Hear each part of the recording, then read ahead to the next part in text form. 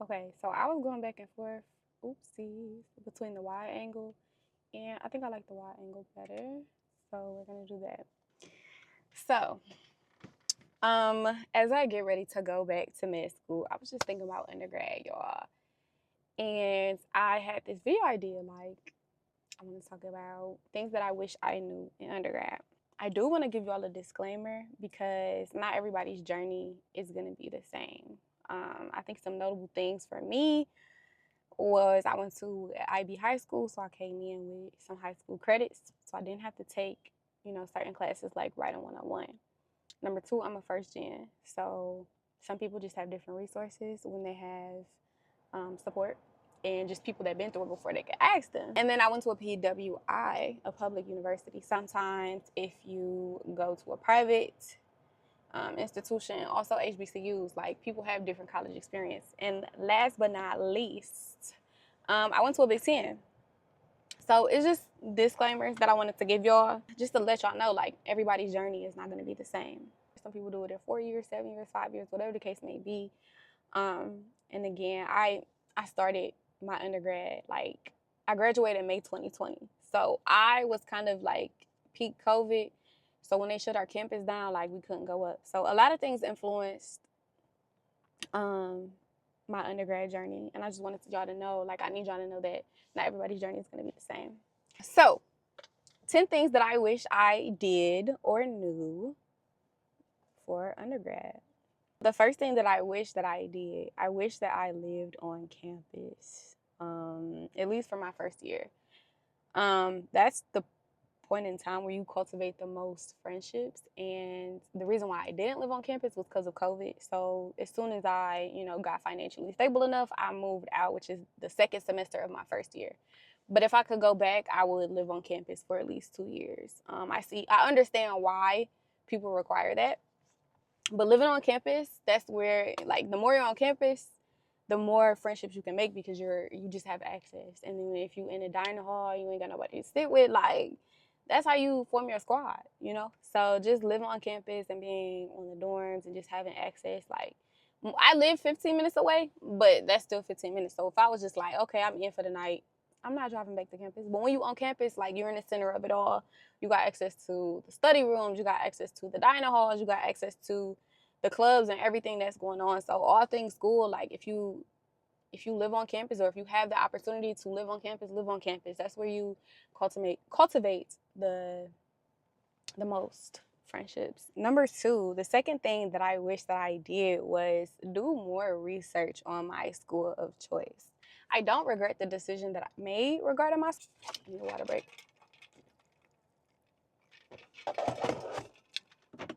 I don't regret the decision that I made regarding going to my school, but I was really, as a first gen, I didn't even know how to apply to college. So I was just focused on getting in. So I kind of did the bare minimum research that would get my foot in the door. So I got into every college that I applied to, but I knew enough about the school to write about it in my personal statement. Like, hey, I really love the scenery of the campus. Oh, I want to participate in the drumline. But beyond that, I didn't do too much research.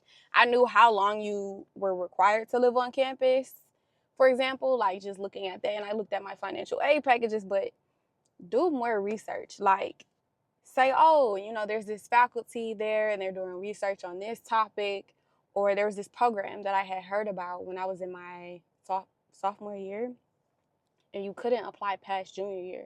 So it gave me only 1 year wiggle room to apply and get my application superb so I can be able to go. So I say that to say, like, a lot of people, they went to the school because of that program. They learned about it in high school or their parents told them about it. So just doing more research. We have Chat GTP now, GPT.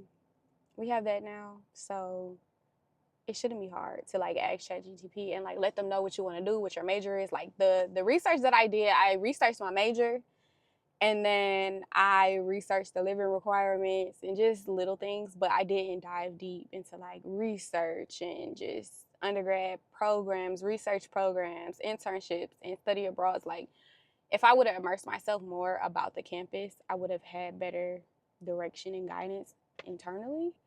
But also, if you live on campus and you're talking to people and people know your major, like you'll see posters and stuff as well online. You'll see posters in the hallways or in the dorms. I would see that a lot on campus. So living on campus, again, you have access to resources. But yes, I wish I would have did more research on my school. Go beyond knowing your why. Number 3, the third thing that I wish I did, I wish I joined a club or played a sport or participated in the marching band. When I was in high school, I played sports and I was in bands, and I worked. Like, I was just a busy bee.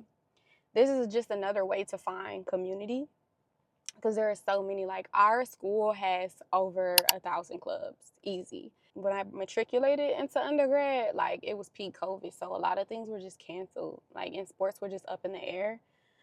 But if I could go back, I would absolutely play a sport, or just take sports seriously in high school, to be able to open that door for me.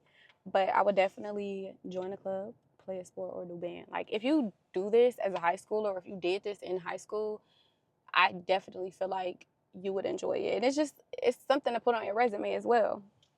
You definitely need something outside of academics because school gonna start to school and life gonna start to life, and you just need that community and that de-stressor, whatever that may be. Number 4, the fourth thing that I wish that I did, I wish that I studied abroad or studied away more. I found out about study abroad in my senior year. This points back to, I wish I would have lived on campus and did more research, because had I known about these programs, I would have done study abroad way sooner. I studied abroad to Costa Rica and Mexico. Had I known about it or had like the resources and stuff like that, word of mouth, I definitely would have studied abroad every year. These became talking points in my interviews. So if you can, like, and if you have the opportunity and the money and the means, go on a study abroad trip. Like, it is absolutely life-changing. So, and I met so many cool people around the world, like not just from my school, but also around the world. It's just like you can see the different perspectives and you just widen your perspective and you see how other people live. It's crazy. And you get to develop your language. Number 5, this might be a little controversial, but I think that I knew my path, but I think that knowing your general path and picking a sound major and doing research on your major is so big, because a lot of people are stuck without careers at the moment. Some people that I graduated with, or they did a career pivot, or they just didn't have a deep enough resume to get hired at a job, a big kid job. So me personally, I knew that I wanted to go to medical school straight out of college. Like, I knew I didn't want a gap year. I knew exactly what I wanted to do. So my general path was pretty set up because I let my advisor know, like, hey, I want to go to med school. And she set everything up regarding my major and stuff like that. All my major was my prerequisites for the MCAT. So it was human bio. And like everything fell into place from there. But I witnessed a lot of people do like major changes and they just didn't know what they wanted to do, and they just were stuck without a career when they graduated.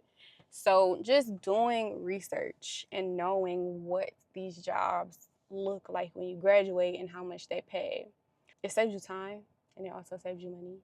So do research. It will help out in the long run, or just have a general idea of what you want to do. And that also trickles back to when you do your research. Like, if you know you want to go to med school, you can look into the resources for pre-meds. So knowing what you want to do and doing your research, everything goes hand in hand with doing your research. Number 6, go outside, y'all, because tomorrow is not promised. So when I was in undergrad, I worked full-time, and I supported myself. I skipped homecoming. I didn't go to any of the football games because I worked every weekend.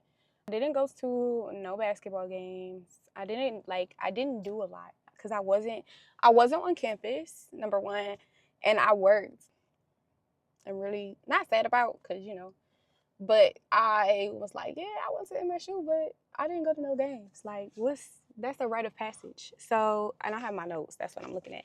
But go outside because tomorrow is not promised. So if you're granted the opportunity to go to a game, and I had season tickets, y'all. I literally had season tickets. But go outside, basically. Like, make those memories, take those pictures, like, cultivate those friendships. Go outside. Because it goes by fast. Number 7, network. Network with faculty, network with your peers, talk to your teachers, take advantage of the resources and the workshops and the conferences. You want to diversify your resume as much as possible because these are the people that know people. And these are the people that will write your letters of recommendation. These are the people that you just never know. For example, I worked at a pharmacy, and one of the pharmacists at my pharmacy ended up being one of my professors. Like, he switched careers. I'm just like, okay, cool. Like, he already knows tea. So I ended up I had an emergency. I'm like, hey, I got this going on. Is it possible for you to switch me into this course? And he kind of knew my background. He knew, like, oh, okay, like, she works full time. She's good for it. So network with your faculty. You definitely want to diversify your network because you just never know who can help you, and you never know who you may need, and you never know who you can help.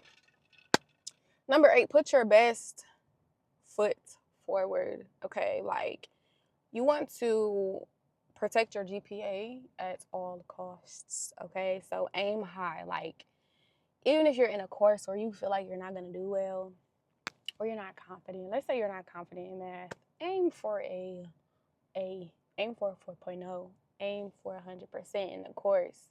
Because if you fall short, like, you might end up with a B or a C or a passing grade, you know? Like, don't come into a course unconfident, or if you're not confident in a course, like, drop the class, okay? Drop that class, drop that class, drop that class, drop that class. If you have wiggle room, like, I always enrolled in like 16 credits per semester, not with the intention of dropping a course, but just in case I had to drop a course. 9 times out of 10, it was a 4-credit course. My camera keeps dying. Anyway, begging a professor for points at the end of the semester, okay, after you do the calculations, it's just not a good look. So if you aim high, even if you miss, you'll still pass at the very least. So put your best foot forward, protect your GPA. If you feel like you're struggling in the class, or if you got a lot of difficult classes, 4-credit classes at the same time, and it's not working for you, or you know that you're gonna have to sacrifice, drop that course. Like, it's better to drop that course with no grade reported. Make sure you know those dates. Make sure you know the drop with the refund date, okay? And make sure, like, if you drop your course, that you're gonna remain full-time. Those are the 2 biggest things. Full-time student status. But put your best foot forward always. You just never know who you're gonna need. That goes with the whole faculty thing. Like, you can ask a professor for a letter of rec, but did you do good in their class? And if the answer is no, you're not getting your letter. They don't have anything good to write. So put your best foot forward, guys. You just never know. Okay, number 9. Y'all, my camera keeps overheating, so bear with me. But number 9, in that high school relationship, sorry, but the person has to go. You're gonna grow exponentially. And the biggest thing is just that you're gonna be making decisions with that person in mind subconsciously. So, for example, you're gonna say, I think I want to stay in the same state because my person's school is gonna be here, and I don't want to be too far. And that's just not guaranteed that you guys are gonna, stay together. So, just not sacrificing your future plans for the sake of a current relationship. Because if it's gonna happen, it's gonna happen. If it's gonna be, it's gonna be. You just don't want that subconsciously holding you back from bigger and better things. Number 10, utilize campus resources. So again, I remember in the beginning of the video, I talked about my disclaimer. Bigger schools have a bigger pool of resources. So there's that. Private school versus public schools, different types of resources. HBCU versus, PWI, different types of resources that are available. So I don't want to sit here and say everything is the same across the board. But don't be afraid to ask for help. You never know, who knows something. Like, have a trusted advisor or a trusted faculty member, just somebody in the school that will be able to point you in the right direction. Whether that's your academic advisor when you first go to school, to undergrad, or whatever the case may be, whoever it may be, just advocate for yourself, whether that's faculty or just the different support programs. But again, if you're living on campus and it's posters everywhere, brochures, posters, word of mouth, like if you have people in the same major or, track that you're going, like I was surrounded by pre-meds.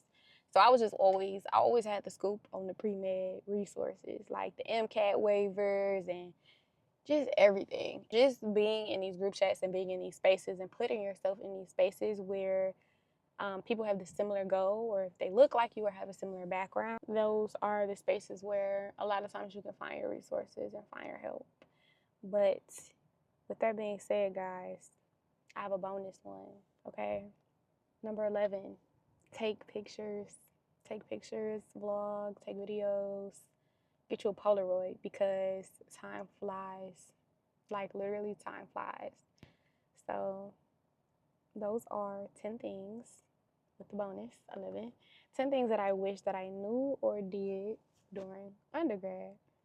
Ultimately, the right people will find you, the right opportunities will find you. You're going to experience a range of emotions from excitement and pride to anxiety and heartbreak and failure. Like, you're going to fail the class, okay? You might not. Most of all, you're going to come out resilient. Like, everything is a journey. So, it's a rewarding journey. So, take advantage of your 20s, take advantage of the remainder of your teenage years, take advantage of the knowledge and diversity that your campus offers you, and also just the opportunity to receive a higher education. Not many people are granted this privilege. So good luck, undergrad. Good luck, y'all.